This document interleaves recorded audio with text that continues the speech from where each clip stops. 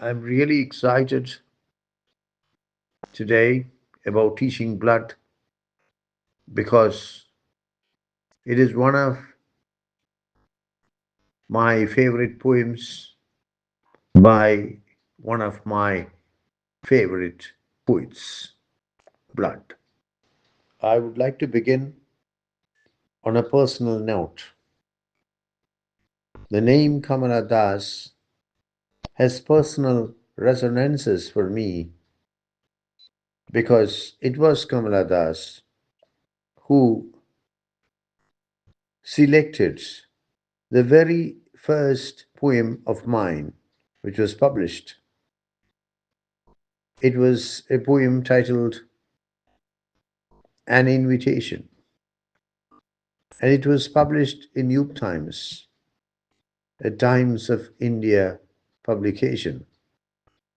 I was a schoolboy at the time. I think I must have been around 14 years of age at that time. Kamala Das is the most famous woman poet in Indian writing in English after independence, just as Sarojini Naidu is the most famous woman poet in Indian writing in English before independence. Kamala Das is first and foremost a love poet. First and foremost, a love poet. A poet who boldly explored sexuality, especially female sexuality. Kamala Das is a poet of the body. Poets who came before Kamala Das generally avoided discussing the body. The body was taboo. But not so in the case of Kamala Das.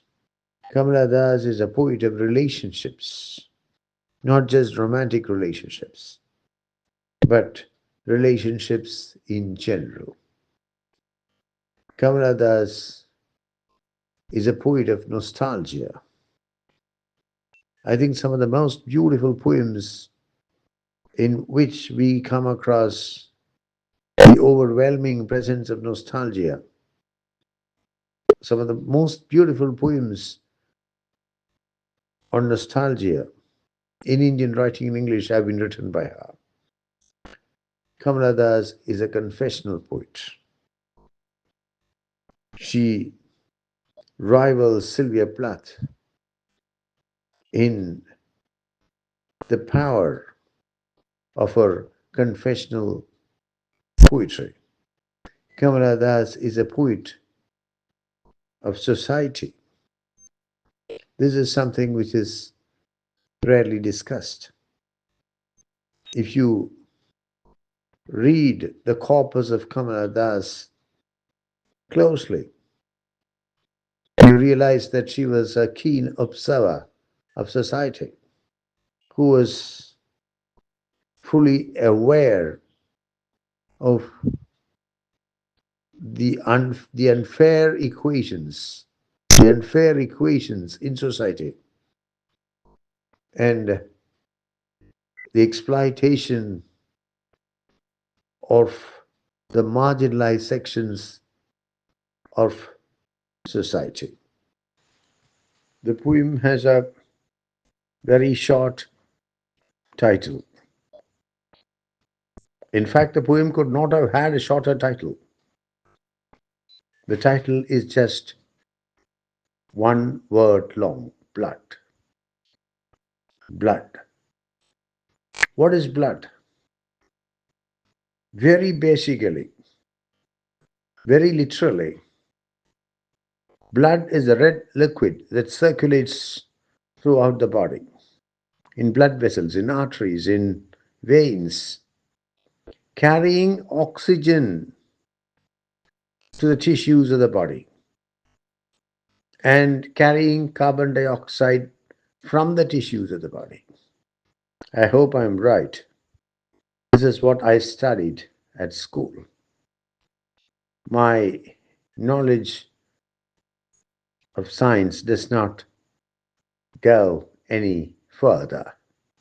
Blood can mean lifeblood. Lifeblood is the blood that is necessary for life, that is indispensable for life. If there is no lifeblood, there is no life. There is no doubt that the old house, which stands at the center of the thematic structure of the poem, is the life blood of the family. If there is no house, there is no family. And that precisely has what has taken place today in real life. The Nalapat Tharawad house has been destroyed. It has been demolished. And the property has been divided into lots and sold. And the Nalapat family, the illustrious Nalapat family, which produced writers like, poets like, scholars like Nalapat Narayana Menon and Nalapat Balamani Amma, and of course, the author of the present poem, Kamala Das, no longer exists now as it used to. Blood can mean family, as when we say blood relative, blood brother. Blood means family descended from the same common ancestor, the same set of ancestors. That precisely is what the Nalapat Tharawad is. A large group of persons claiming matrilineal descent from the same set of ancestors. Blood can stand for ethnicity, particularly in the context of this poem.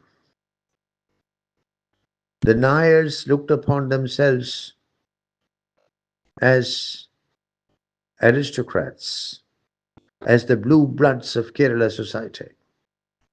They often intermarried with Brahmins and Kshatriyas.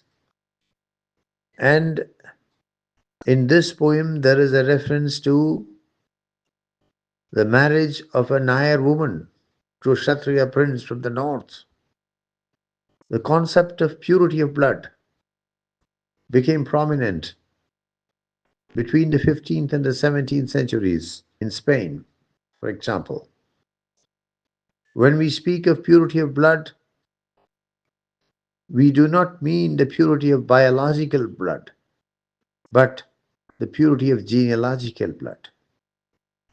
And the Nayars believed that they were socially, racially superior to many other groups and that they had pure blood. Blood can stand for violence, as when we say blood and gore. The Nayars were aristocrats, and they did not hesitate to utilize violence to cling to their social, economic, and political power. When you read the corpus of Kamala Das carefully, you realize that she was fully aware of this. Besides, some of the Nayar subcastes were warriors. Not all Nayars were warriors, but some subcastes were professional warriors. Nalapat House, as has been pointed out, occupies the central space in the thematic structure of this poem. Nalapat House was located in Punnayurkulam, the village. I think it has now become a town in what is now Thrissur district of Kerala. And what was then, when Kamala was born, what was then British Malabar, the Malabar district of the presidency of Madras. It was a rather large house, tile roofed. And by the time the poet was born, it had been standing for centuries. There was a Padipura Vidu or gatehouse at the entrance of the compound, and this gatehouse was luxuriously appointed and was occupied by the great uncle of Kamala Das, Nalapat Narayana Menon, who was then the Karnavar or the head of the Nalapat Tharawad, of the Nalapat matrilineal family. The house had an inner courtyard, Muttam, two porticos. In Malayalam, a portico is known as Pumugam. And in the larger portico, Kathakali and Otantulal performances were conducted. Besides, there were cattle sheds, there was a bathing house, there were quarters for servants. On the whole, it was a rather impressive building. This house occupies a pivotal position in the writings of Kamala Das. It is described in some detail in her autobiography, Ente Katha, which was translated into English as My Story.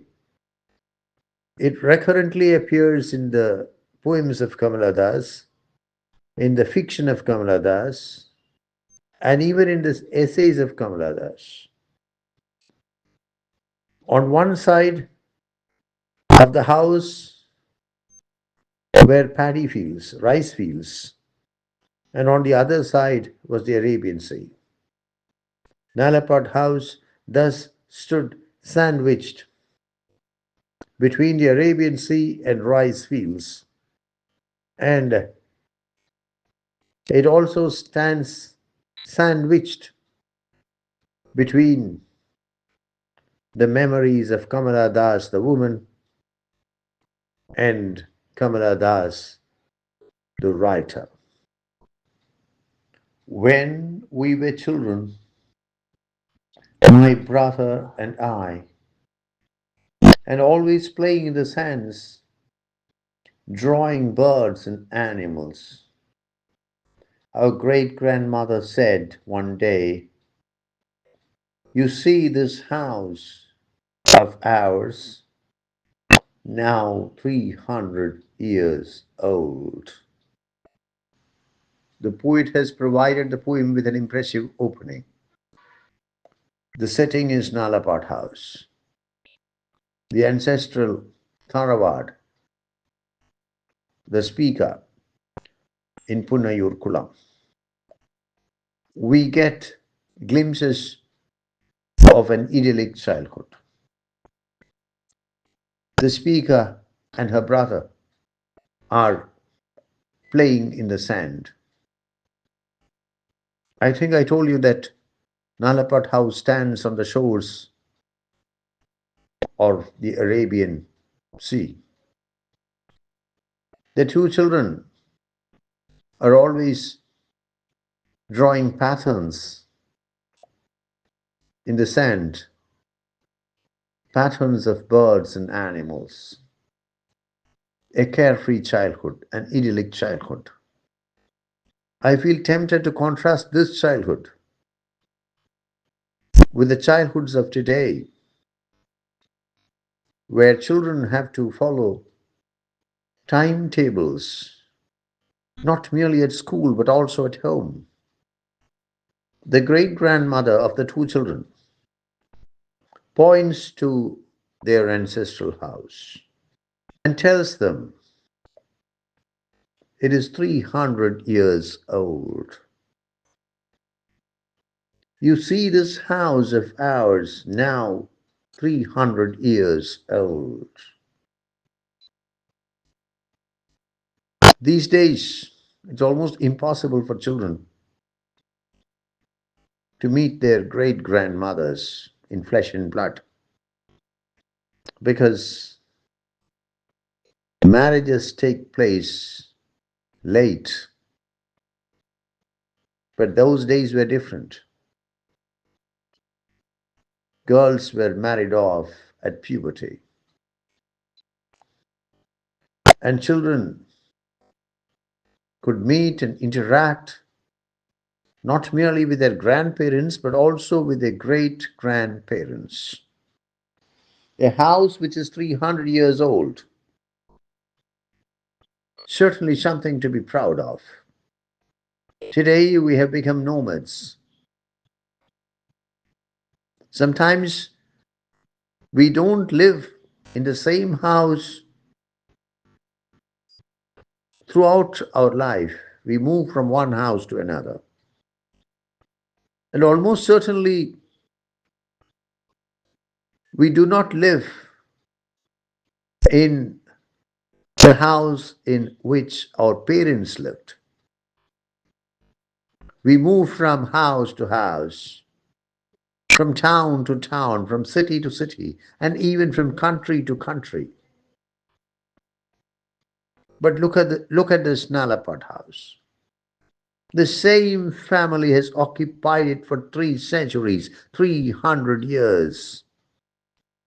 The continuity, the heritage, the same family living in the same house, in the same village for 300 years. Certainly impressive. Blood is not a poem which should be studied in isolation. In fact, I believe that no poem should be studied in isolation. Blood is a poem which should be comprehended in the contextual space it occupies in the corpus of Kamala Das. It should be studied in conjunction with the other Nalapat house poems, the other Malabar poems. Now I would like to bring blood into conjunction with a more famous Nalapat house poem, My Grandmother's House. This is how My Grandmother's House opens. There is a house now far away where once I received love. That woman died. The house withdrew into silence. Snakes moved among books I was then too young to read, and my blood turned cold like the moon. You must remember that both My Grandmother's House and Blood were written by Kamala Das when she was a mere teenager. It's falling to little bits before our very eyes. The walls are cracked and torn and moistened by the rains. The tiles have fallen here and there. The windows whine and groan, and every night the rats come out of the holes and scamper past our doors. In these lines, we get a graphic picture of the dramatic disintegration of the old house. It is clear that the heyday of the mansion is long past, and now it is dramatically disintegrating before the very eyes of its residents, who are also its owners. And the residents are, the owners are only helpless witnesses. Falling to little bits, that is what the poet says. Look at the words carefully. The speaker makes it clear, the poet makes it clear that the disintegration is complete. The walls are cracked and torn and moistened in the rains. The walls are falling apart. There are holes in the walls. cracks in the walls, and there is water seepage. You know, in Kerala, it rains for a substantial part of the year. The walls are drenched in the rain, not merely drenched in the rain, water seeps into them. The tiles have fallen off. The windows are not in good condition. When you open and shut them, they make strange noises.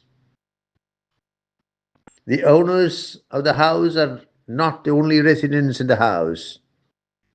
The rats also reside there. And at night, the rats come out of their holes and run past the doors. A very, a very poignant picture. A house rapidly disintegrating, a family rapidly declining. You must remember that the Nalapat Tharawad is one of the most illustrious Tharawads in Kerala. The Tharawad which produced Narayana Menon and Balamni Amma. And this is the present condition of the Tharawad. Evening at the old Nalapat house can be seen as a sequel to the present poem. In Evening at the old Nalapat house, not just the great grandmother, but also the grandmother of the speaker has died. The house has crumbled further and is in an even more dilapidated condition. There is nobody living there, and the house is looked after by a caretaker. 18 years have passed since the death of the speaker's grandmother. Let me try to remember the lines. Only my grandmother walks there then, though dead for 18 years, and wispy as a shred of mist, walks on the white sand of the courtyard where she watched us play as children a long, long time ago. The snake shrine is dark with weeds, and all the snake gods in the shrine have lichen on their hoods. The Nayars were basically snake worshippers, and all the old Nayar Tharawads had snake shrines. And the snake shrine was the most precious part of the Tharawad. It was usually an open air shrine where the idols of the snake gods were worshipped. Even if a Nayar family did not have the resources to maintain their house, they would take care to maintain the snake shrine. But here, the house is dilapidated, and the snake shrine is in a pretty bad condition. It is overgrown with weeds, and there is lichen on the hoods of the snake gods. Lichen is a plant like organism which creates a green crust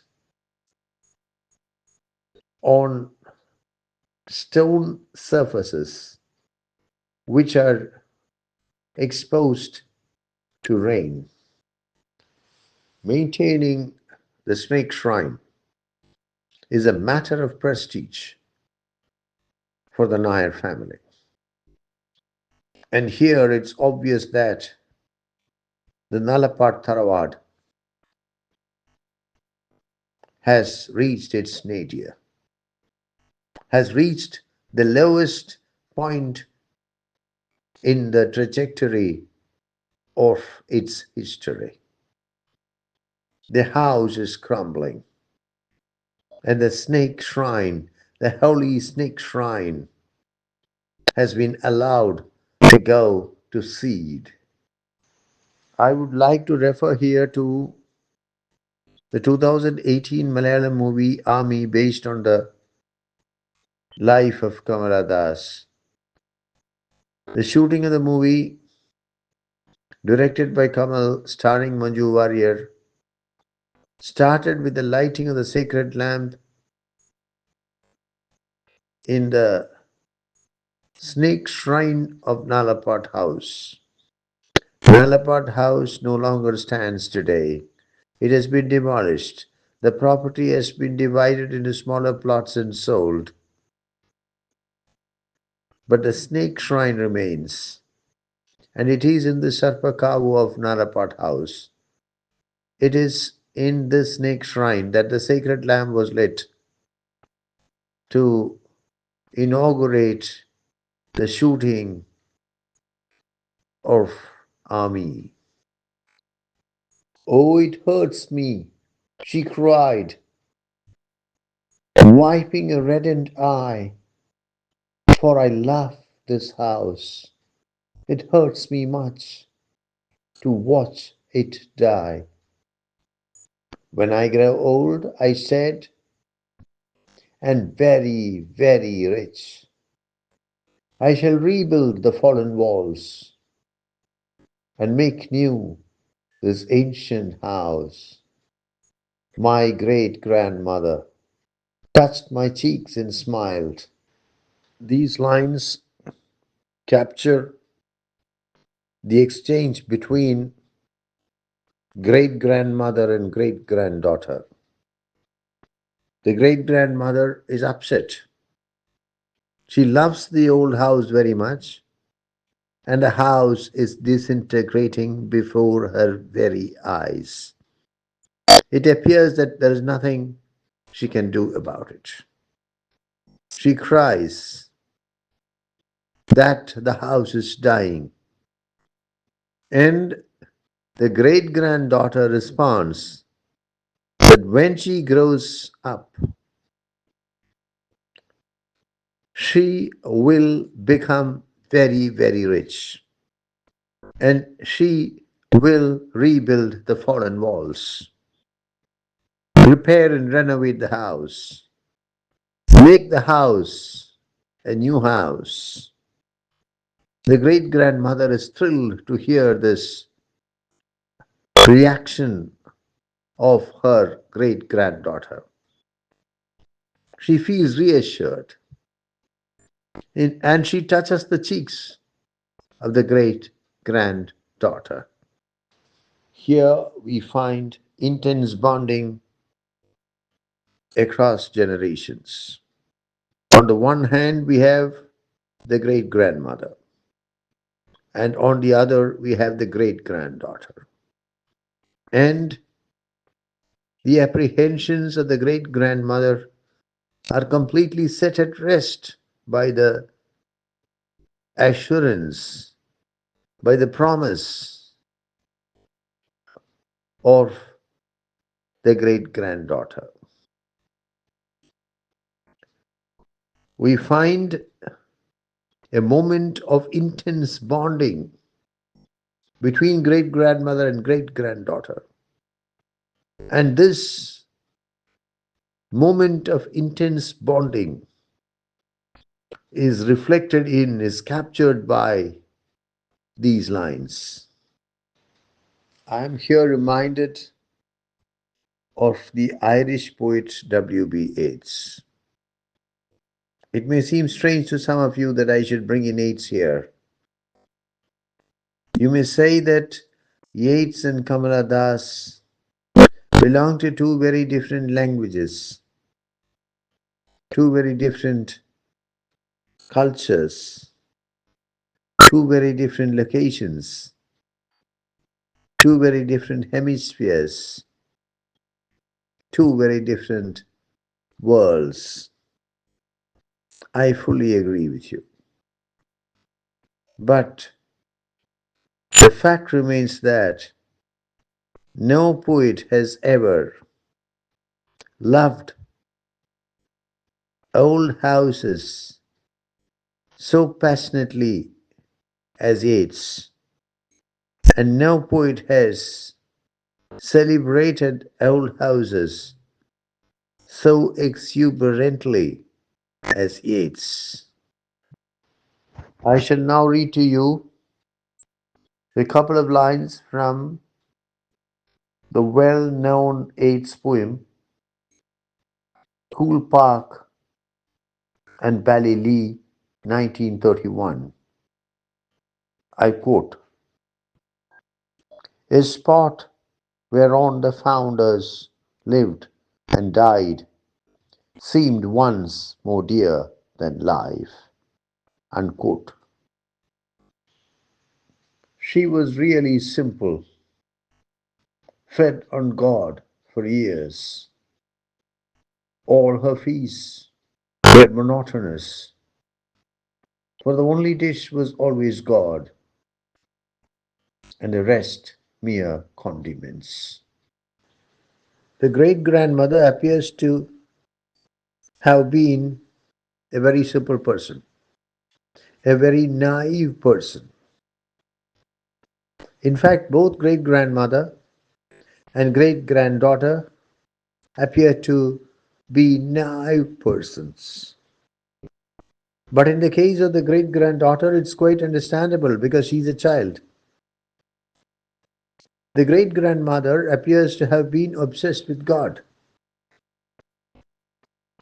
The poet says that her only dish was God.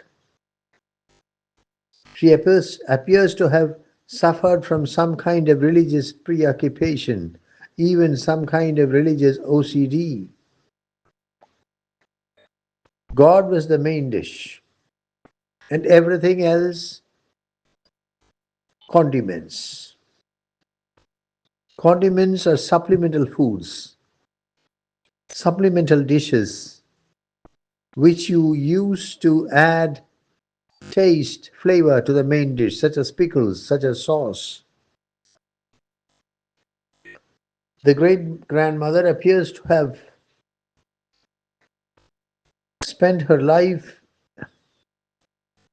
in a world of religious preoccupation, appears to have very little insight into the workings of the practical world. That is why she is impressed when the great granddaughter assures her that once she grows up and becomes very, very rich, she would renovate and rebuild, renovate and rebuild the ancient house. I would like to work out a contrast between the present poem, Blood, and another important Malabar poem of Kamala Das, A Hot Noon in Malabar. Blood deals in specifics. The Nalapat house. Discussions regarding the future of the mansion. The characters standing inside the compound of the house and discussing inside the house and discussing the future of the house. Events that take place inside the compound of the house. What specifically happens to the house? The cremation of the great grandmother in the compound of the house. On the other hand, A Hot Noon in Malabar is more generalized in its approach. It tries to capture the essence of a Malabar afternoon, a hot Malabar afternoon. You must remember that in Blood, the speaker stands inside the compound of the house, inside the house. But in a hot noon in Malabar. She's not even in Malabar. She's not even in Kerala. And this is how a hot noon in Malabar concludes. To be here far away is torture. Wild feet stirring up the dust this hot noon at my home in Malabar, and I so far away. Unquote. There is a specific reference to the house, to Nalapat house. But the speaker is not in the house. She is far away from Malabar. Let me quote the lines once again. I quote, to be here far away is torture. Wild feet stirring up the dust this hot noon at my home in Malabar, and I so far away. She told us how she rode her elephant when she was 10 or 11 every Monday without fail to the Shiva shrine and back to home again, and told us of the jewel box and the brocade from the north and the perfumes and the oils and the sandal for a breast and her marriage to a prince who loved her deeply for a lovely short year and died of fever in her arms. These lines capture the life of glory led by the speaker's great grandmother in her heyday. The Nalapat Tarawad was so rich at the time that it had its own elephants. And the speaker's great grandmother, then a girl of 10 years or 11 years, went to the Shiva shrine every Monday, Monday being the day dedicated to Shiva, on her elephant. She also told her great granddaughter about her jewel box, obviously filled with jewels. This jewel box must be what is known as the Nettur Petti, the box which originated from the Malabar village of Nettur, made of rosewood, usually consisting of a rectangular base and a pyramidal top, provided with short legs made of brass, embellished with brass ornamentation, locked with a brass lock and key. And the brocade from the north. Brocade is rich fabric, usually silk fabric, into which patterns are stitched using gold thread. This could be a reference to Banarasi brocade. From the brocade from the north, Banarasi brocade, rich silk fabric into which designs, patterns are stitched using gold thread. Nowadays, this Banarasi brocade is made of cotton and even of synthetic material. And the perfumes and the oils and the sandal for her breasts, the perfumes of Kerala. The traditional perfumes of Kerala are famous, as are the oils, as is sandal paste, very commonly used by Nair women. I think I said that the lines capture the life of glory led by the woman, the great grandmother in her heyday, but I was not fully correct. It was not only a life of glory, it was also a life of tragedy. And her marriage to a prince. The Nayars were practitioners of hypergamy. Aristocratic Nayar Tharavads generally preferred to marry off their girls to Nambudri Brahmins or Kshatriyas or Tulu Brahmins who were known as Potis, or at least to Tamil Brahmins.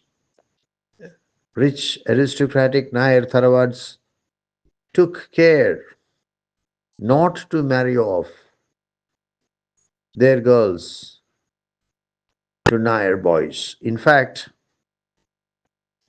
Kamala Das has said more than once that her mother was the first person in the Nalapat Tharavad to marry a Nayar, VM Nayar. Usually they married Nambudris or Malayali Brahmins or Potis or Tulu Brahmins or Patars or Tamil Brahmins or at least Kshatriyas. In fact, there is a Nayar proverb. Kadikan unnum illengil thala, kettan arum illengil pattaru. Thala is the leaf of the chambu plant. If you have nothing to eat, eat the leaf of the chambu plant. If you have nobody to marry, marry a Pattar or a Tamil Brahmin. Even marrying a Tamil Brahmin was considered infra dig by the aristocratic Nayars. They wanted Nambudris or Kshatriyas. And her marriage to a prince who loved her deeply for a lovely short year and died of fever in her arms. That is it. The marriage was beautiful, lovely, but it lasted only 1 year. And the bridegroom died of fever in her arms. But within that 1 year, the speaker's great grandmother gave birth to the speaker's grandmother. And thus the lineage was taken forward.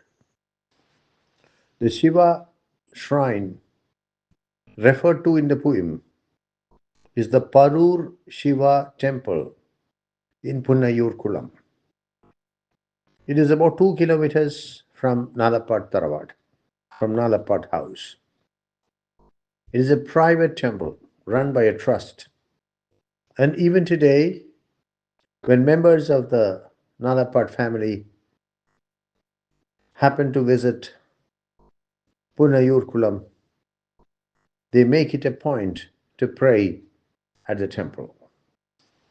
One of the first books on Kerala society that I happened to read as a student was The Decline of Nayar Dominance by Robin Jeffrey, the Canadian scholar.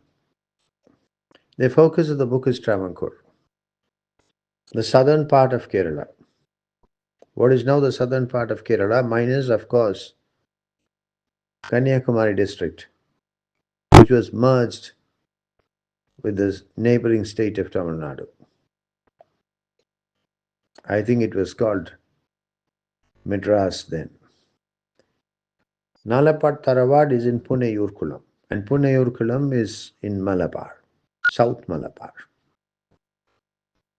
But many of the observations regarding the Nayars of Travancore contained in the book are applicable with equal force to the Nayars of Malabar, the members of the Nalapat Tharavad included. Literature does not exist in a vacuum. The way to study literature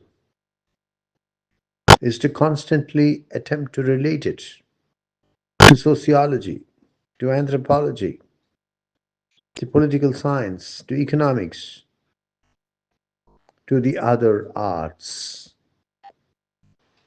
She told us that we had the oldest blood, my brother and she and I, the oldest blood in the world, a blood thin and clear and fine, while in the veins of the always poor and in the veins of the new rich man flowed a blood, thick as cruel and muddy as a ditch. These lines embody the blood pride of the aristocratic Nayars. The woman tells her great grandchildren that they have the oldest blood in the world, that they are aristocrats, they are blue blooded. She explains that through their veins flows the oldest blood in the world, a blood which is thin and clear and fine. The contrast here is between this blood, the blood of the members of the Nalapat family, and the blood of the poor, who are always poor, and also the blood of the men who have come to sudden wealth, the new rich men. The blood of the poor and the blood of the new rich men are thick as gruel and muddy as a ditch. Thick as gruel. Gruel is liquid food. Liquid food, rice boiled in water, staple diet of Malayalis once upon a time. Ditch is a channel dug on the side of a road for carrying water, and the water that flows through the ditch is usually muddy. The contrast is between the blood of the Nalapat family and the blood of other people, the poor who are always poor, and the rich who have suddenly become rich. While the blood of the members of the Nalapat family is thin and fine and clear, the blood of others is thick and muddy. I would like to point out that the concept of purity of blood is not a biological concept, it is a sociological concept. We should not accept at face value the words of the woman here. When she says that the blood of the members of the Nalapat family is very different from the blood of other people, she cannot mean it in a biological sense. Needless to say, if the blood of the members of the Nalapat family is tested in a lab, in a laboratory, it will prove to be no different from the blood of others. This is a reference to not biological difference but sociological difference, maybe also anthropological difference. What the woman is trying to say is that the members of the Nalapat family have a great past, a great heritage, a great lineage, a great identity, which is lacked by other people. If you know Malayalam, I would suggest that you should watch the documentary on Nalapat Narayana Menon titled Rishikavi. It's available on the YouTube channel of Sarita Ashokan Nalapat. The documentary will give you an idea of how the Nalapat Tarawad transformed itself under the leadership of Nalapat Narayana Menon into a literary and cultural hub, and how the Nalapat Tarawad was able to make an immense contribution to Malayalam literature, Malayalam translation, and Kerala culture in general. Finally, she lay dying. In her 86th year, a woman wearied by compromise, her legs quilted with arthritis, And with only a hard cough for comfort, I looked deep into her eyes, her poor bleary eyes, and prayed that she would not grieve so much about the house. These are some of the most poignant lines in Indian poetry in English. And you must remember that that Kamala Das was only a teenager when she penned these lines. This is the deathbed scene. The speaker's great grandmother is on her deathbed. Finally, she lay dying. In her 86th year, the woman is 86 years old and she is dying. A woman wearied by compromise, exhausted by compromise.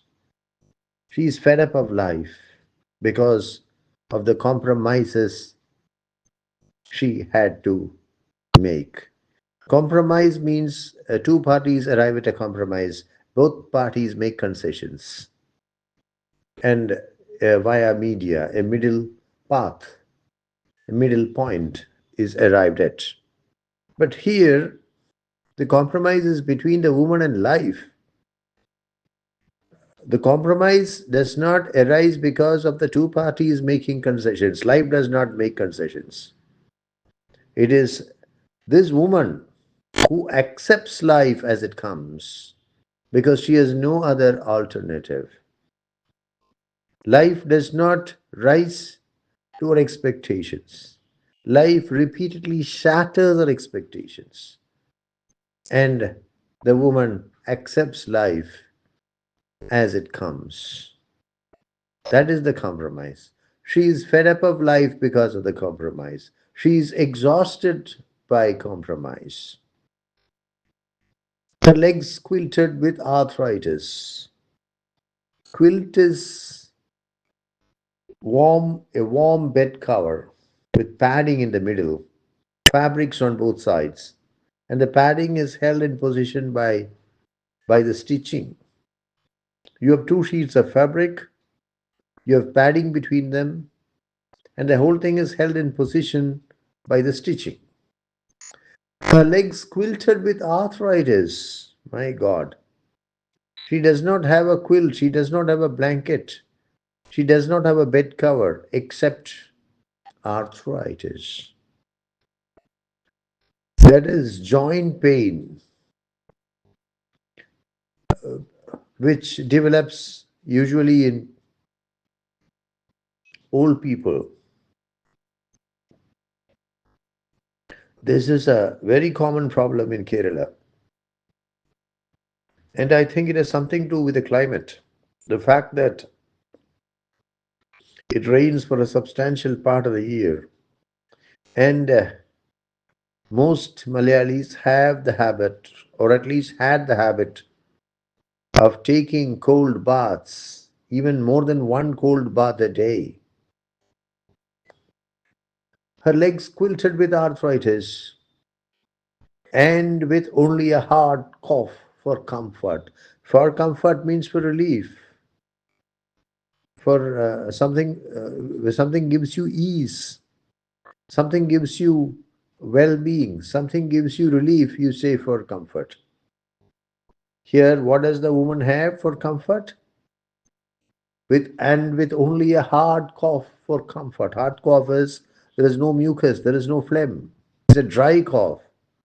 Usually, it occurs repeatedly, again and again. It irritates the throat. The woman is dying. Finally, she lay dying in her 86th year, a woman wearied by compromise, her legs quilted by arthritis, and with only a hard cough for comfort.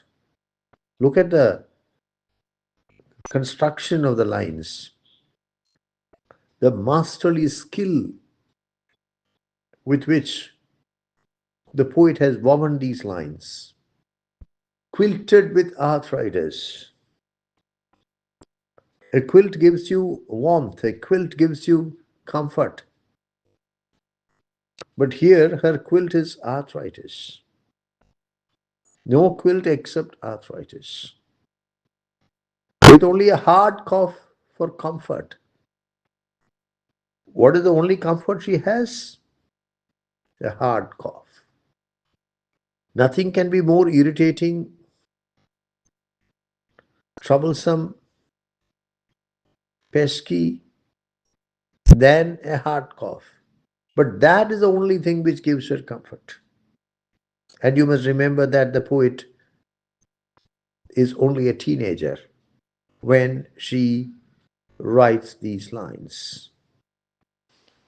It may seem a bit far fetched to some of you, but I feel like bringing into the discussion a very famous deathbed poem by the American poet Emily Dickinson. I heard a fly buzz when I died. Emily Dickinson was in the habit of leaving her poems untitled. So we refer to the poem using the first line of the poem. For all practical purposes, the first line of an Emily Dickinson poem is its title. We use the first line exactly as it is as the title. I heard a fly buzz when I died. There are a number of differences between the Kamala passage and the Emily Dickinson poem. But I wish to point out just one difference. In the Kamala passage, it is the speaker's great grandmother who is dying, who is on her deathbed. And others, and all the others, including the speaker, are observers. In the Emily Dickinson poem, the situation is reversed. It is the narrator herself who is dying, and all the others are merely observers. I looked deep into her eyes, her poor, bleary eyes, and prayed that she would not grieve so much about the house.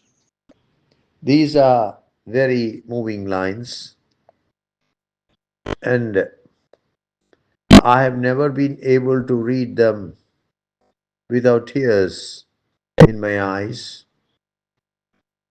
Right now, I'm trying to fight back my tears.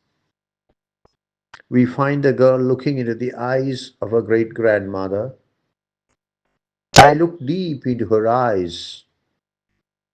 This is the very last time that she looks into the eyes of her great grandmother.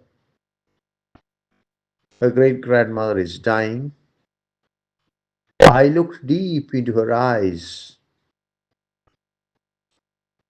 Usually, lovers look deep into the eyes of each other. But here we find the great granddaughter looking deep into the eyes of her great grandmother,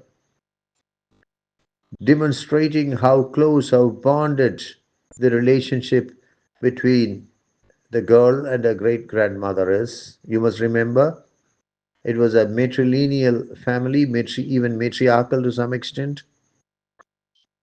And I've heard Kamala there say repeatedly that her grandmother, mother's mother, was her favorite human being and that she loved her great grandmother very much, loved her great grandmother too very much.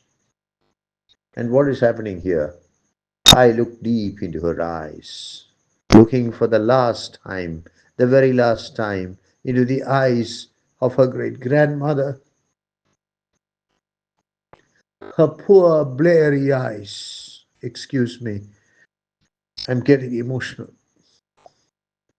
Her poor bleary eyes. Bleary means dull, unfocused. The eyes have lost their focus The woman is dying and prayed. I looked deep into her eyes, her poor bleary eyes, and prayed. The girl looks into the eyes of her great grandmother, of her dying great grandmother, finds that they are lacking in focus, and then the girl prays. And the girl prays for her great grandmother. There is a very specific prayer, and prayed that she would not grieve so much about the house. She would not grieve so much about the house. That is the specific prayer of the girl, that the great grandmother should not die of a broken heart just because their house, their family house, is crumbling.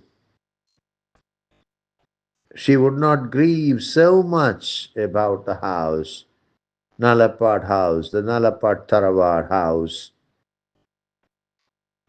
had been the lifelong obsession of the woman, and now she is dying, incapable of stemming the rot, incapable of preventing the house from crumbling to its end. And the girl prays that the woman would not grieve so much about the house. The speaker's great grandmother appears to be obsessed with their family mansion. What term can be used to describe this obsession? Perhaps the most appropriate term is patrimania, an obsession with one's paternal property. Patrimania is a new word. You may not find it in dictionaries. But the concept of patrimania is rather well developed in French socio-political theory. Patrimania stands for an obsession with not just one's father's property, but with the patrimony of the nation as a whole, with the heritage of the country as a whole, an obsession with preserving buildings, a keen desire to preserve buildings, monuments, paintings, works of art, artifacts, as these are seen as part of the nation's heritage, part of the nation's patrimony. In the context of this poem, I think we have to develop the concept of matrimania because the Nayars traced their descent through the mother, and the succession was through women. Please understand that the Nalapad Tarawad belonged to the speaker's great grandmother, not great grandfather, who was a rather inconsequential figure. So it can be said that the narrator's great grandmother suffers from acute matrimania. I had learnt by then most lessons of defeat, had found out that to grow rich was a difficult feat. The house was crouching on its elbows then. It looked that night in the pallid moon so grotesque and alive. By the time the great grandmother breathes her last, the speaker has become a different person. Life has taught her the lessons of defeat, and she has come to realize that becoming rich is not an easy thing. In fact, that becoming rich is a difficult feat. Much water seems to have flowed in the Bharatapuzha. I think it's called the Ponnani River near Punnayurkulam.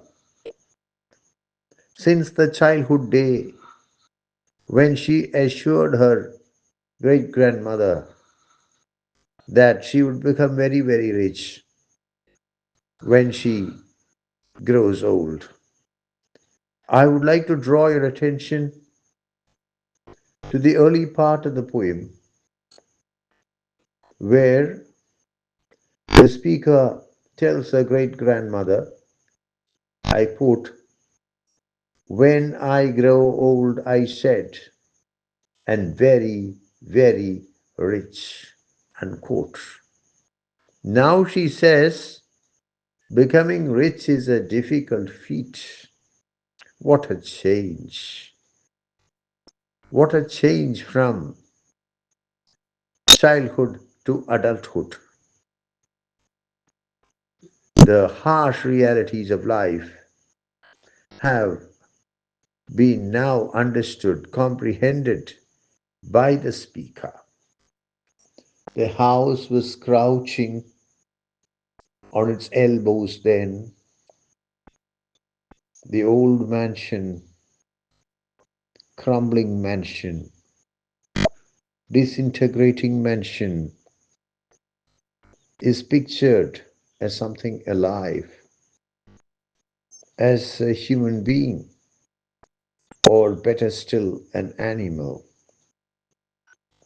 The house was crouching. To crouch is to adopt a position in which you bend your knees and push your upper body forward. The house was crouching on its elbows. Elbow is the joint between the forearm and the upper arm. The house has not fallen flat on the ground. It is not standing on its feet. It is crouching. There was a time when the house was standing tall, and there will come a time when the house will fall flat on the ground. This is the position between the two extremities. The house is crouching, its knees are bent, it's, it's trying to support itself on its elbows. The elbow is the joint between the forearm and the upper arm. It looked that night in the pallid moon. Pallid means pale, weak. It can also mean lacking in energy, lacking in stamina. So grotesque. Grotesque means ugly. Not just ugly, repulsively ugly, comically ugly, and alive. It's not dead, it's dying, it's alive. This is a very personal comment. I'm not sure whether I should make it. My uncle was an acquaintance of Kamala Das in her heyday. My uncle lived in Bombay, and even now he lives in Bombay. Now it's no longer Bombay, it's Mumbai. And he told me that Kamala Das, who spent a very substantial part of her life in Bombay and was very much part of the literary circles of Bombay,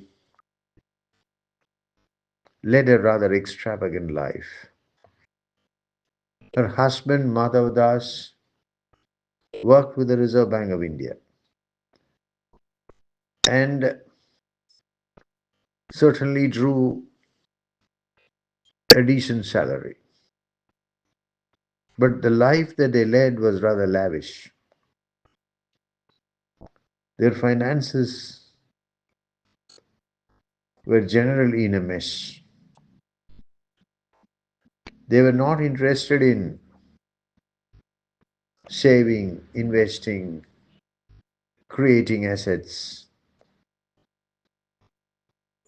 In the poem, the speaker says that becoming rich is a difficult feat.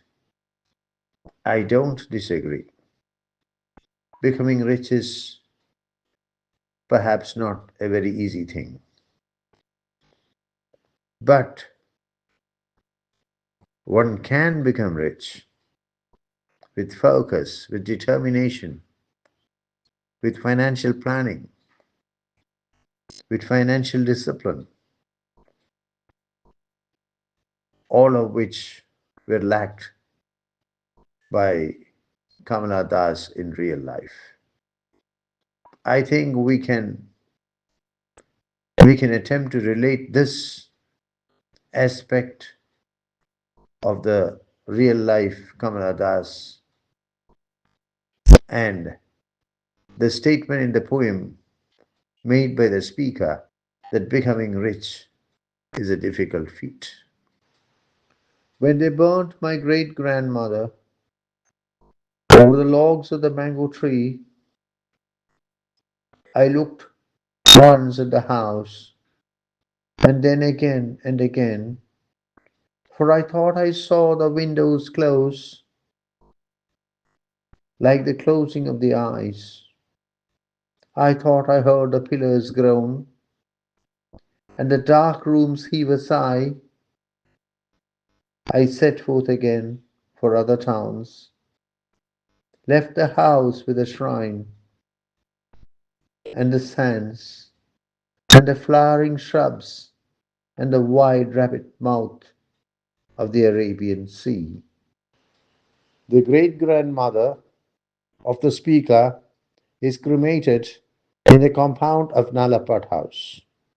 The Nayars cremate their dead in their own compounds. Logs of the mango tree are used to create the pyre. The death and cremation of the great grandmother are a pivotal moment in the life and psychological existence of the narrator. The speaker looks once at the old mansion and then looks again and again, then looks repeatedly, and something strange happens. At least that is what she thinks. The speaker thinks that she sees the windows close, like the closing of the eyes.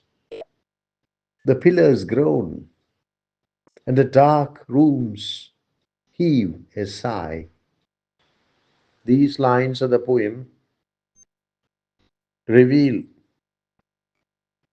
the intensity of the bonded relationship between the woman and the house. The woman dies. The woman is cremated. It is as if the house, made of brick and mortar, inanimate, also dies along with the woman. To borrow a term from psychology, we can say that the house is an empath. The house has so much empathy for the woman that it almost experiences the death of the woman as if it were its own death. The eyes of the woman close, the windows of the house close, the pillars of the house groan, as if to echo, as if to reflect the death rattle of the woman. The relationship between the woman and the house is so close, so intimate, so bonded. The identification is so complete that when the woman dies, it is almost as if the house dies along with the woman. Perhaps the speaker is aware that an era has ended. In the long history of Nalapat House, spanning centuries, the end is not far. It is the beginning of the end. The death of the mistress of the house, the death of the owner of the house, the death of the head of the Tarawad indicates that the death of the house itself is not far away. A chapter in the life of the speaker has ended. She leaves Punayurkulam. I set forth again for other towns. Look at the construction. I set forth again. It is clear that the speaker was not living in Nalapat house. She had come there on hearing of her great grandmother's health condition.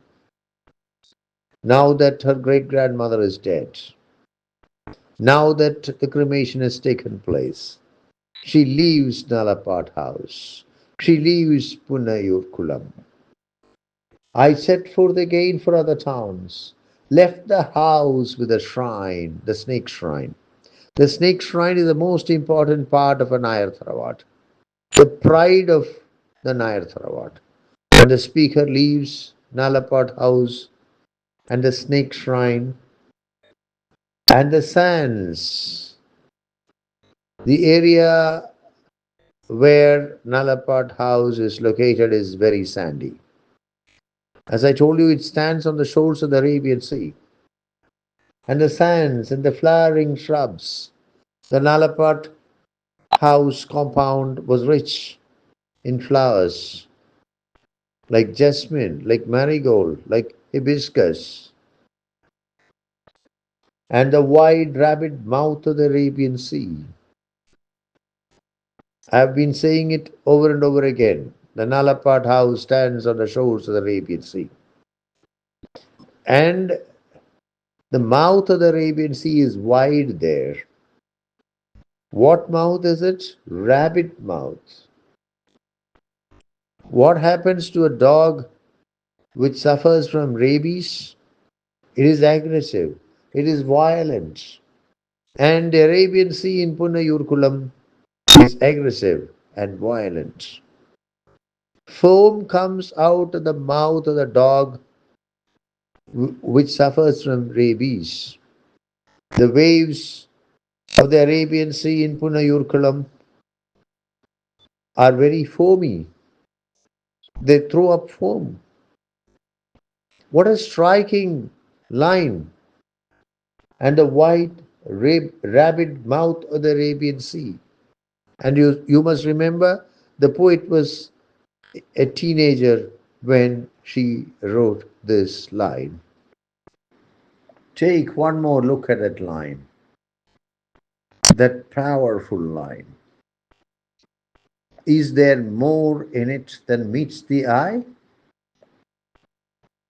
Is the poet trying to suggest that insanity is present in the Nalapat gene? It is true that the members of the Nalapat family made striking contributions to the literary, cultural, socio-political life of Kerala. But it is also true that they were not very normal people. They were brilliant, but they were brilliant eccentrics. I don't want to go into the details. When you read about the members of the Nalapat family, when you read the autobiography of Kamala Das, Ende Kada, translated into English as My Story, you get the impression that the members of the Nalapat family were, in general, not very normal people. As I said, they were brilliant eccentrics. Is this what the poet is trying to suggest through the striking line, the wide rabbit mouth of the Arabian Sea? Or am I going too far? Am I overinterpreting? It's for you to decide. There is no doubt that Blood was one of the favorite poems of the poet herself. I can state this on the strength of personal experience. Whenever she had to read her poems before a gathering of poetry lovers, invariably, Blood would be one of the poems she would read. When she had to read her poems before an audience in Montreal, in Canada, again, she chose to read Blood. In fact, she was introduced to the audience there, to the Montreal audience, by her longtime friend, the Canadian non-fiction writer, screenwriter, and scholar, Merrily Weisbord. Later, Merrily Weisbord published her memoir, The Love Queen of Malabar. The subject of the memoir being her friendship with Kamala Das spanning decades. Kamala Das reading her poem Blood to the Montreal audience is available on YouTube.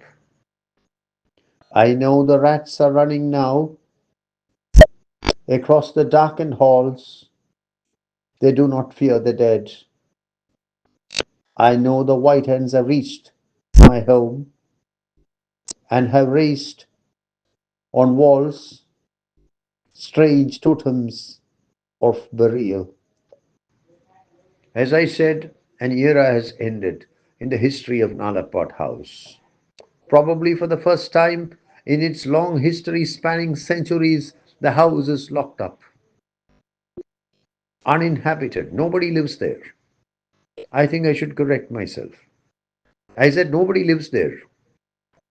Rats live there. The rats are boldly running across the darkened halls, scampering across the rooms. Why darkened halls? Because lights are not lit, lamps are not lit. And not just rats, the white ants have reached Nalapot House. In India, if a building is not used, is not cleaned, the floors are not swept for some time, the termites appear, the white ants appear. And the white ants have raised on walls strange totems of burial. What's a totem? A totem is an object which is looked upon by a tribal society as having spiritual significance and is adopted by it as an emblem. Here, the poet feels that the designs on the walls created by the white ants, the structures on the floors created by the white ants, are appropriate symbols of Nalapad Tharawad itself, symbolizing decay, death, destruction, symbolizing the end of life. I would like to pause for a moment and make an attempt to relate the poem under consideration, Blood, with a fascinating memoir written by Kamala Das, A Childhood in Malabar.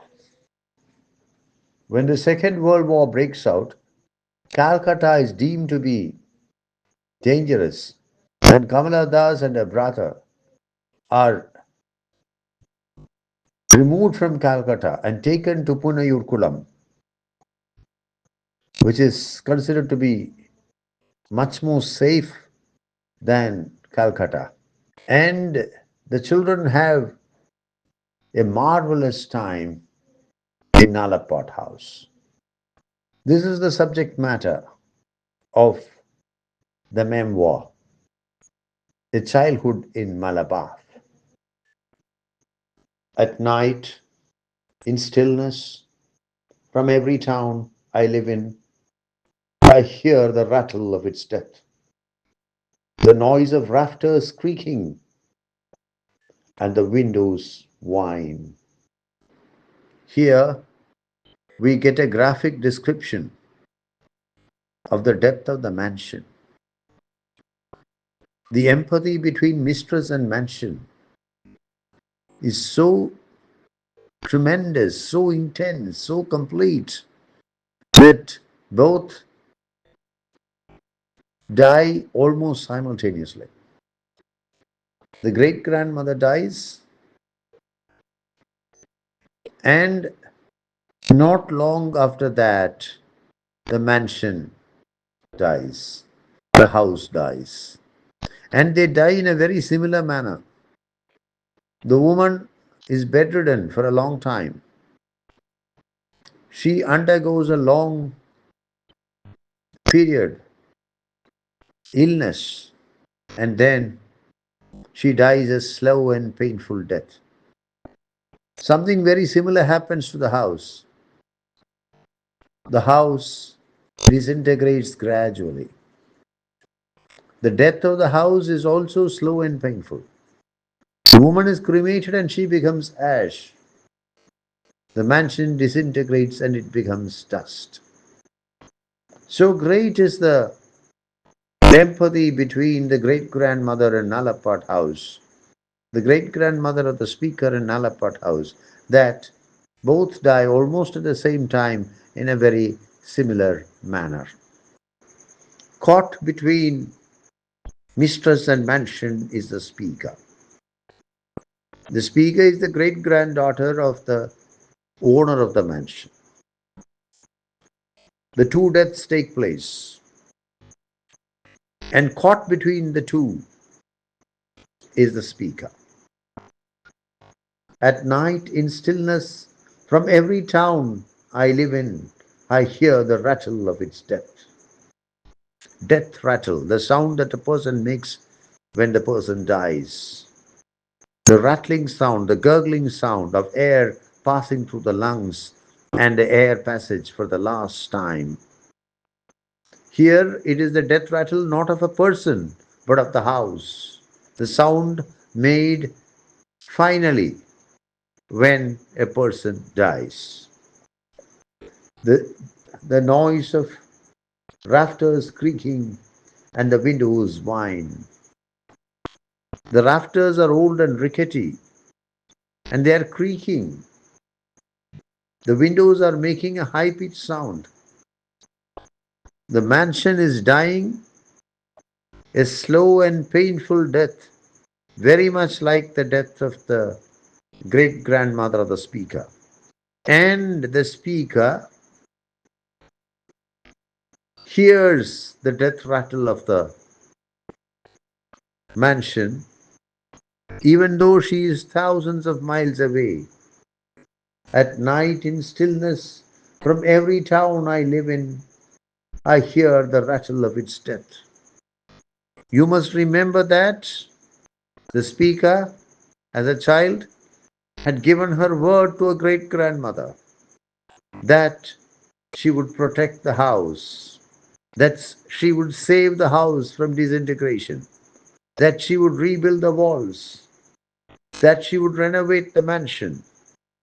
And now she is unable to keep her word. And the failed promise haunts her wherever she be, even when she is in a town which is thousands of miles away from Punayurkulam, she can hear the death rattle of Nalappat house.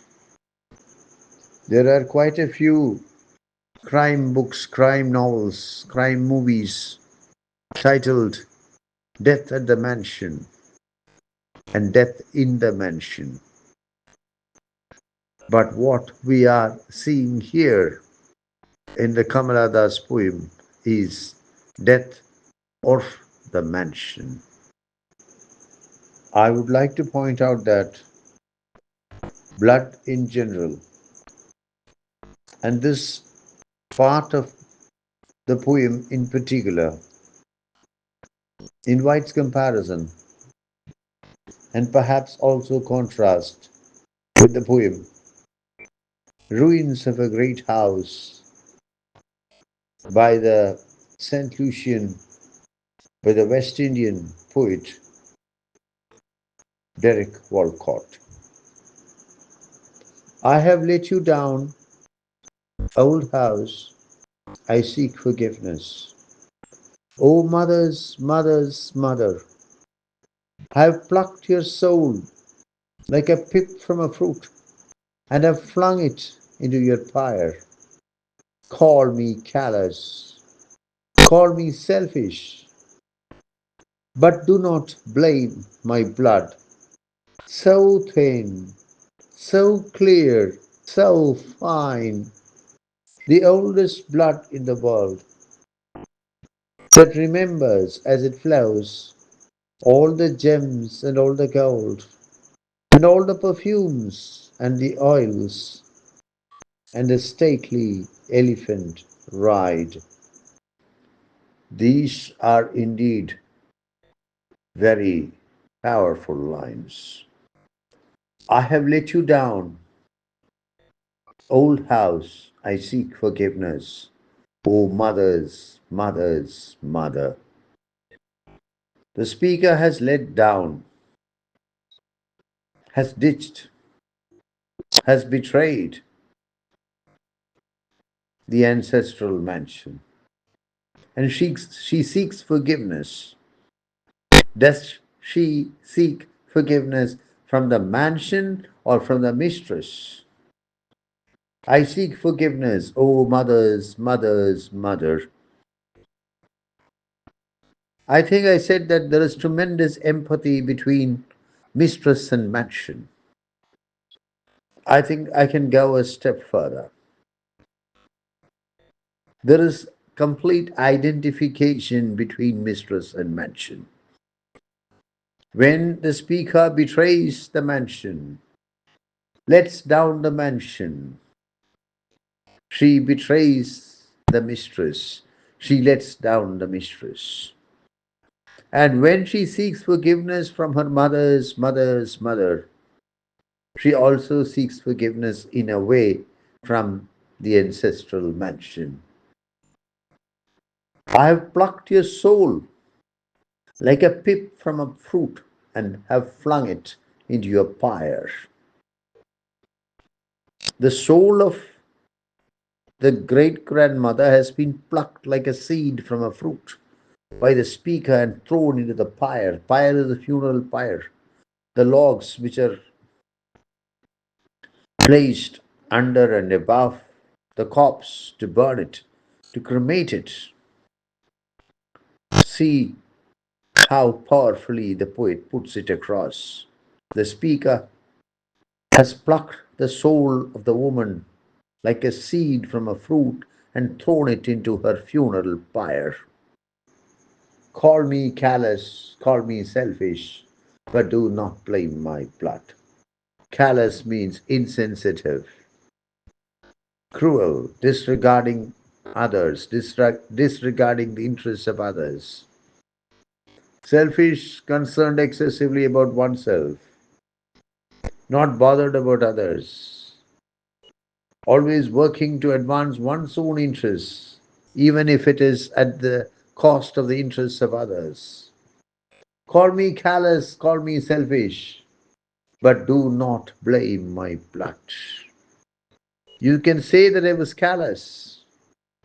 You can say that I was selfish, but do not say that something is wrong with my blood.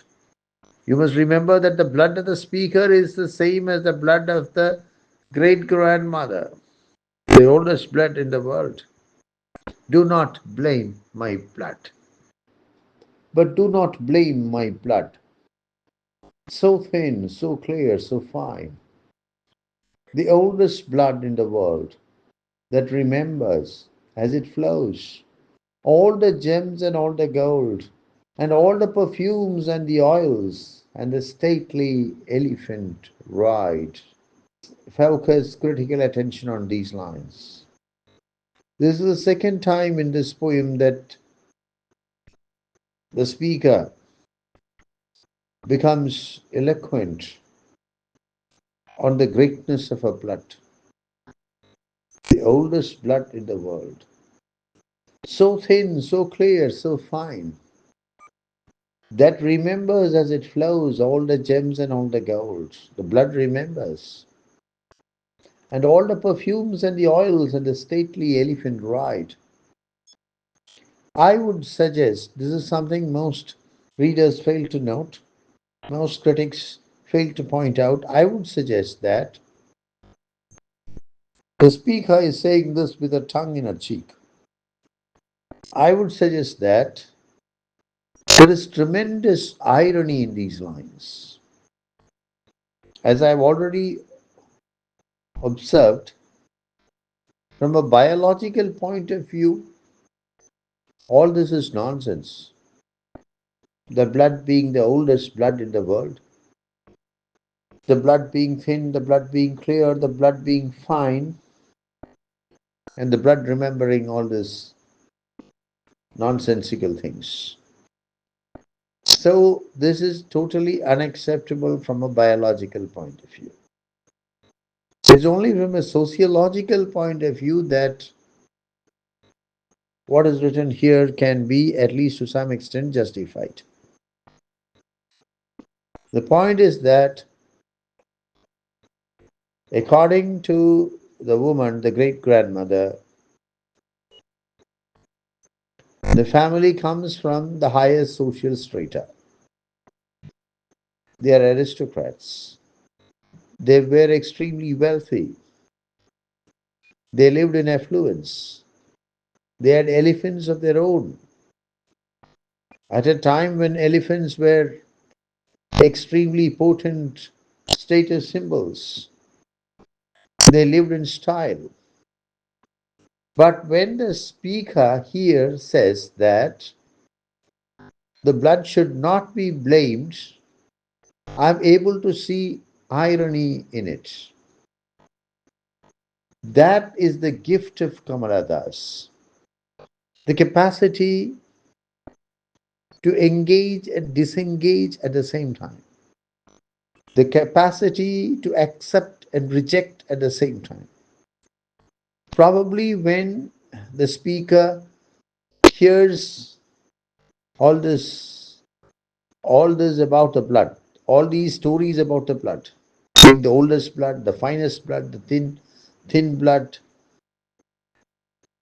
When the speaker hears these stories for the first time, she probably believes it. She accepts it. She engages positively with it. She identifies herself with it. But with a lapse of time, by the time the great grandmother dies, by the time the great grandmother is cremated, the speaker has grown wiser, more informed, more knowledgeable, more critical, more capable of critical thinking. And as a result, there is some rejection in her of these stances, of these positions taken by her great grandmother. Thus, I would suggest that in this poem, simultaneously there is engagement and disengagement. acceptance and rejection, respect and disrespect from the side of the speaker towards these positions taken by her great grandmother. Belief as well as disbelief, belief as well as refusal to believe. So when she says these things here, she says these things with a tongue in her cheek. And in an ironical manner.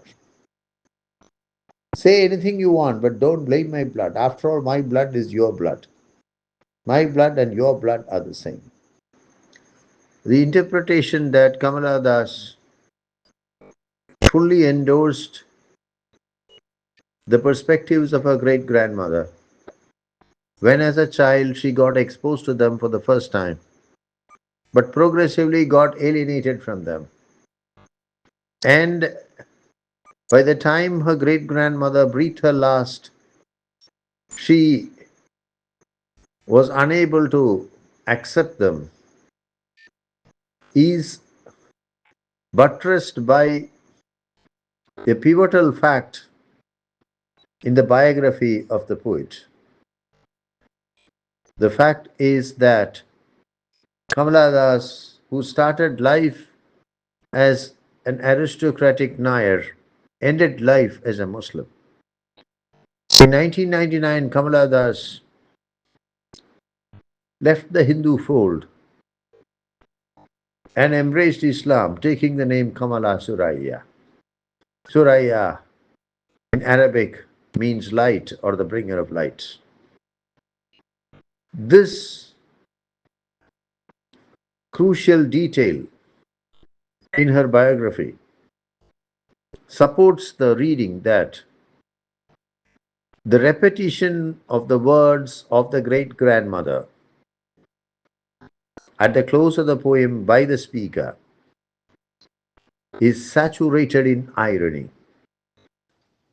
Blood of Kamala Das deals with a host of themes: past, present, and future, generations, old age, childhood, and youth, caste and class, illness and death, home and the world, gods and humans, gods in the form of the deity in the Shiva shrine, and the snake gods within the compound itself.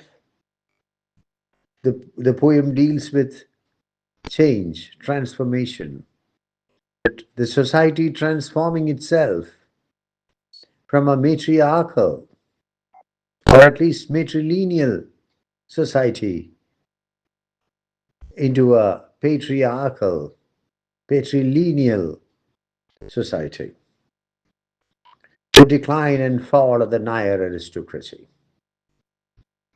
the disintegration of the joint family, the rise of the nuclear family, the disintegration of Nalapat House, how it collapses and falls to become dust.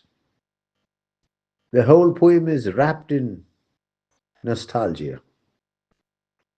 Nostalgia of the great grandmother for the stately elephant rides, and nostalgia of the great granddaughter, the speaker, for the vacations she spends in Nalapat House.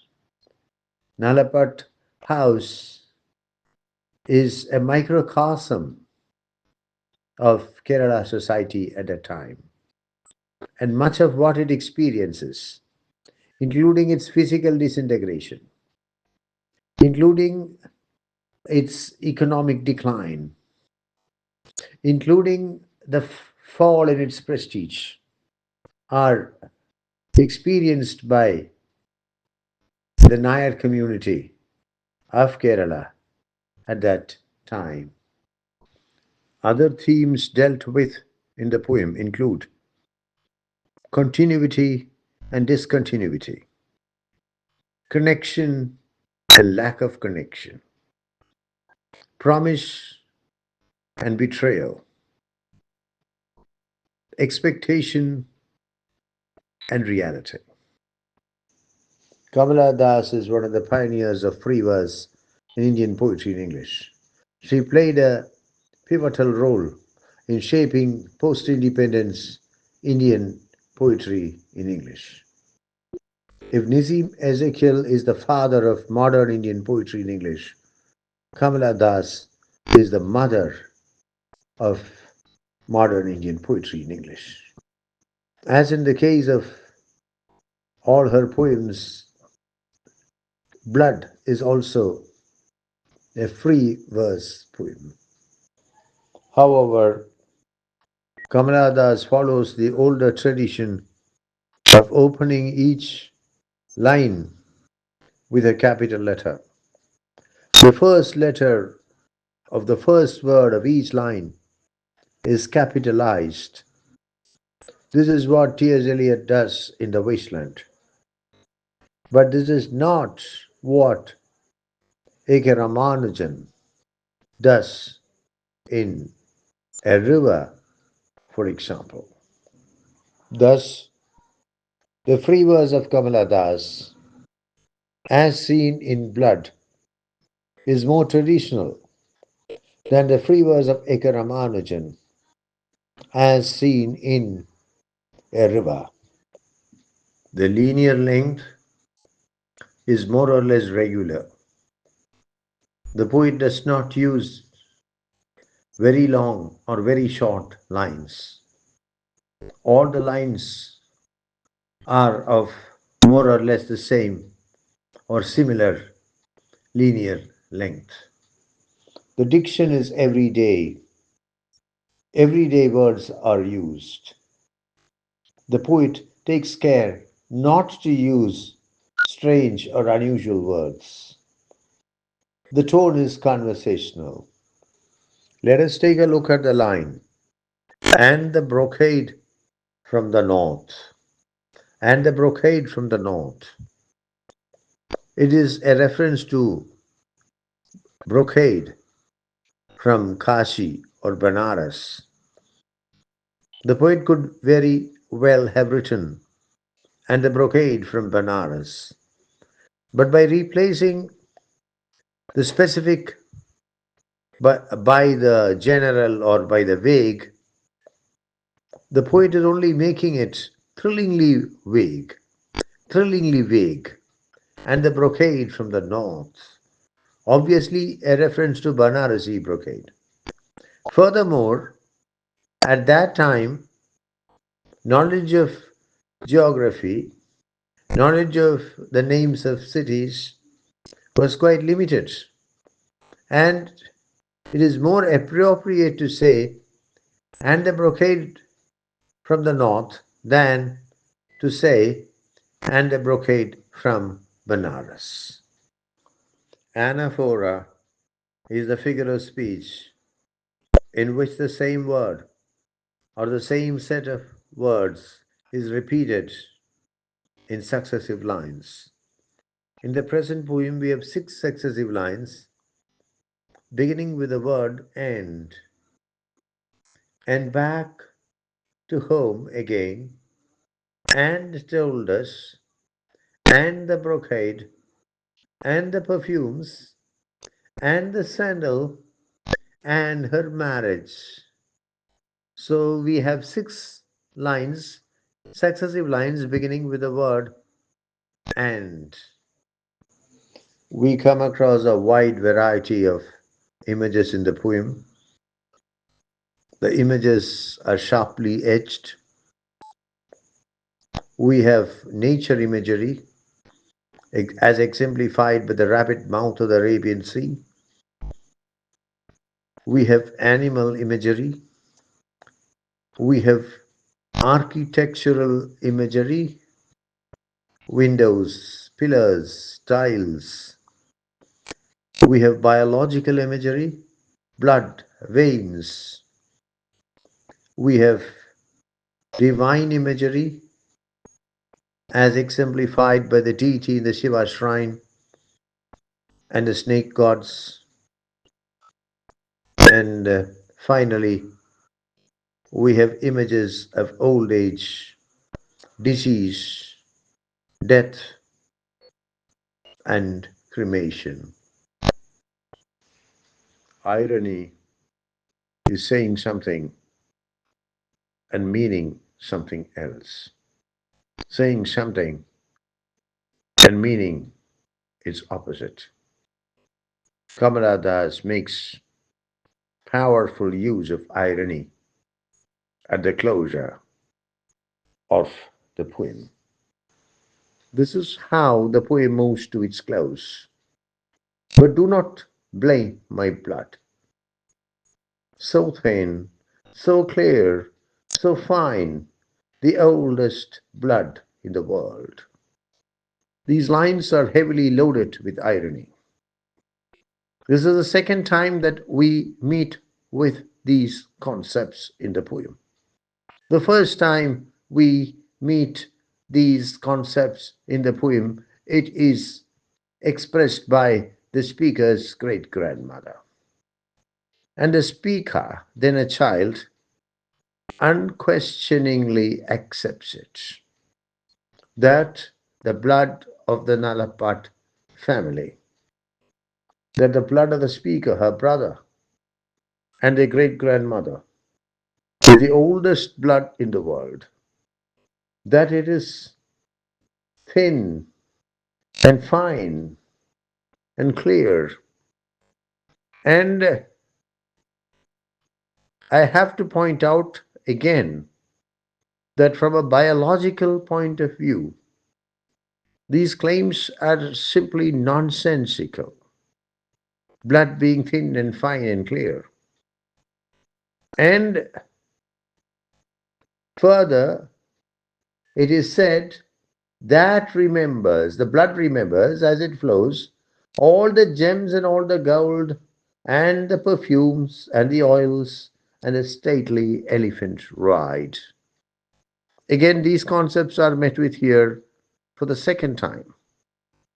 When we meet with these ideas for the first time, they are uttered by the woman, the speaker's great grandmother, and they are accepted as gospel truth by the speaker who is only a child. But now she has become an adult. Now she knows better. She repeats these ideas in order to make an ironical statement. She no longer believes in all these things, that their blood is the oldest blood in the world, that it is thin, clear, fine, that it remembers. How can the blood remember from a biological perspective? The grandeur, the glory of the Nalapat family. So, Kamala Das here actually debunks the pretensions of the Nalapat family, debunks the pretensions of the Nair aristocracy. The speaker at the close of the poem is very different from the speaker at the beginning of the poem, though they are both the same person. Powerful use of irony that deflates the the the self glorification of the Nair feudal class. Irony is used as a tool by the poet to expose the hollowness of the claims of the Nair aristocracy, to expose the hollowness of the beliefs of the members of the Nalapat family, the senior members of the Nalapat family, who believe that they are aristocrats, very different from the other people of the world, whether rich or poor. Apostrophe is the figure of speech in which the speaker suddenly turns to address something or somebody. The something is usually something inanimate. And the somebody is usually somebody absent or even dead. We have some brilliant uses, some brilliant examples of the use of apostrophe in blood. In fact, some of the most moving lines in the poem are the lines in which the speaker apostrophizes. Look at this line. Old house, I seek forgiveness. Here, the speaker apostrophizes Nalapad house, the house in which the family has lived, the same family has lived for several centuries. Old house, I seek forgiveness. The, the speaker seeks the forgiveness of the house for not saving it from ruin. You must remember that Nalabat house is, of course, something inanimate and so something which cannot respond to the speaker's words. It can even be questioned whether Nalapat house is a listener, because, strictly speaking, Nalapat house cannot listen to what the narrator says. Look at the lines that follow. Oh, mother's mother's mother, I've plucked your soul like a pip from a fruit, and have flung it into your pyre. Another brilliant exemplification of the poet's use of apostrophe in the poem. Oh, mother's mother's mother. The poet addresses her great grandmother, who is the central figure in the poem. I've plucked your soul, because that old woman, that old woman, all that the great grandmother asked of the great granddaughter, asked of the speaker, is to save the house from annihilation. And the speaker has failed to keep her promise to her great grandmother to protect and save the house from ruin. I've plucked your soul like a pip from a fruit, and have flung it into your pyre. How forcefully, how powerfully the idea is put across. The speaker feels that she has plucked the soul of the woman. The soul of the woman was Nalapot House, of course. I've plucked your soul like a pip from a fruit, like the seed of a fruit, and flung it into your pyre. Pyre is the funeral pyre, a set of logs on which the body is kept, and then more logs are kept on the body, and the logs are set fire too. Personification is the figure of speech in which something is transformed into a person, something inanimate, something unfeeling, something not human is transformed into something human, into a person. It is a rhetorical device which is used in a striking manner in the present poem. Let me read the lines. I have let you down, old house. I seek forgiveness.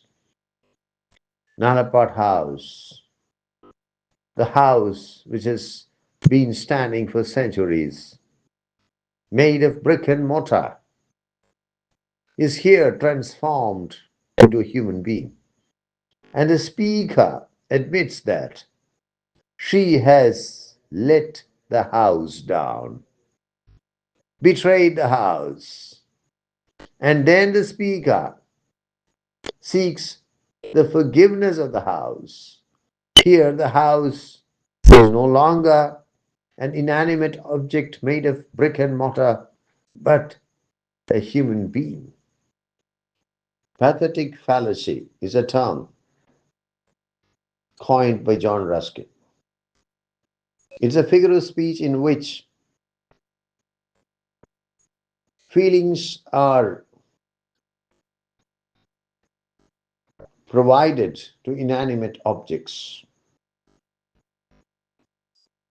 Inanimate objects are transformed into objects which can feel rather like a human being.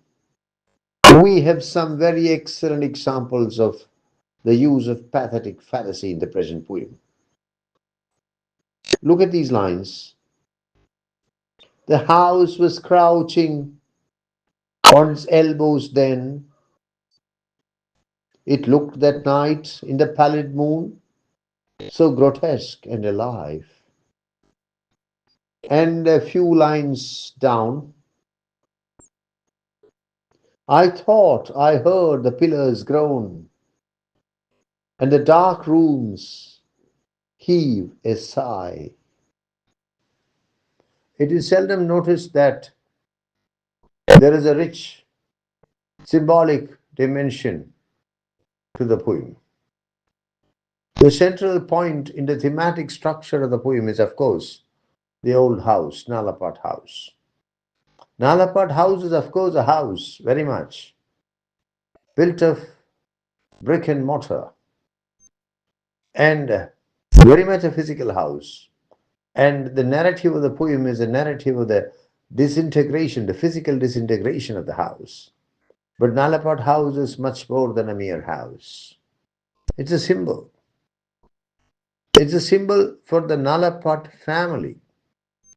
It is very significant that the disintegration, the physical disintegration of Nalapat house coincides with the scattering of the members of the Nalapat family and the consequent closure of the house. As the members of the Nalapat family are scattered all over the subcontinent, the house comes to be locked up. Secondly, Nalapat house is a symbol of the Nair community.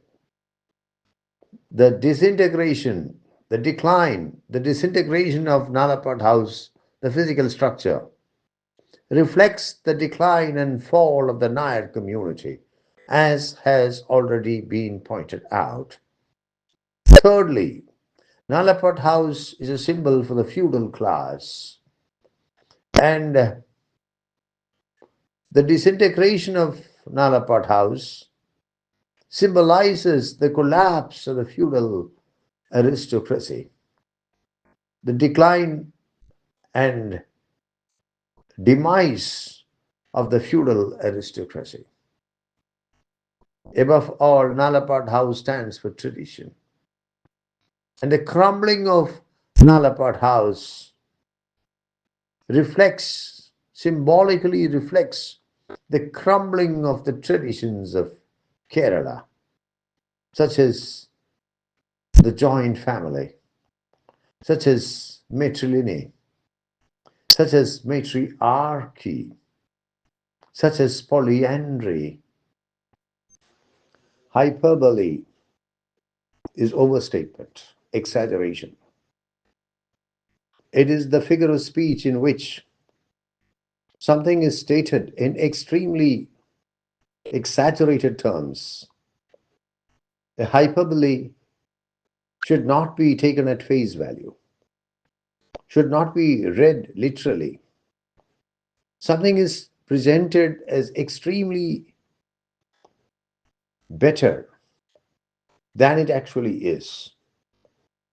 The poet makes use of hyperbole in order to give force to his contention, that is all. Not in order to make the reader accept it at face value. We have a very fine example of hyperbole in the present poem. She told us that we had the oldest blood, my brother and she and I, the oldest blood in the world. First of all, this concept of oldest blood is unacceptable from a scientific point of view, from a biological point of view. Even if we accept that blood has age, that blood can be old, older, oldest, how can the woman, the great grandmother, be sure that they had the oldest blood in the world, that no blood in the world was older than their blood? Classic example of hyperbole. All that the woman means is that the members of the Nalapat family had been aristocrats for a very long time, had enjoyed prestige and power and pelf for a very long time. But in order to give force to that contention, the woman makes use of this overstatement that they had the oldest blood, the oldest blood in the world. Transferred epithet is the figure of speech in which an epithet or adjective which should logically qualify a noun is detached from it and attached to another noun closely associated with the first noun and made to qualify it in order to create an effect. We have at the very close of the poem the following lines. I quote: "The oldest blood in the world that remembers as it flows all the gems and all the gold, and all the perfumes and the oils, and a stately elephant ride." It is not the blood which remembers. The blood cannot remember. It is the members of the Nalapat family who remember. And the blood flows through the veins of the members of the Nalapat family. Instead of saying that the members of the Nalapat family remember, the poet says that the blood remembers. However, I'm not very sure whether this can be called a transferred epithet in a very strict sense because there is not much of an epithet involved. The poet does not qualify blood. Instead, the poet says the blood remembers. What is involved here is a verb, not an epithet. The blood remembers. So, strictly speaking, whether this can be called a transferred epithet is questionable. However, the basic principle that is involved is that of the transferred epithet. I think we can call it not a transferred epithet, but a transferred verb. And we can say that this is a figure of speech that has been identified here for the first time ever. Simile is the figure of speech in which an explicit comparison is set up between two objects. We have a very impressive simile in the present poem in the following lines. For I thought I saw the windows close like the closing of the eyes. Another equally impressive simile is found in the following lines. While in the veins of the always poor and in the veins of the new rich men flowed a blood thick as gruel and muddy as a ditch. Metaphor is an implicit simile. A metaphor is more subtle than a simile. In a metaphor, a comparison is set up between two objects, but the comparison is never stated, it is only implied. We have some striking metaphors in the present poem. For example, blood is a metaphor. Blood stands not just for itself, Blood becomes a metaphor for the speaker's family, the speaker's ancestry, the speaker's heritage, the speaker's lineage. Similarly, Nalapad House itself is a powerful metaphor. No doubt Nalapad House is Nalapad House.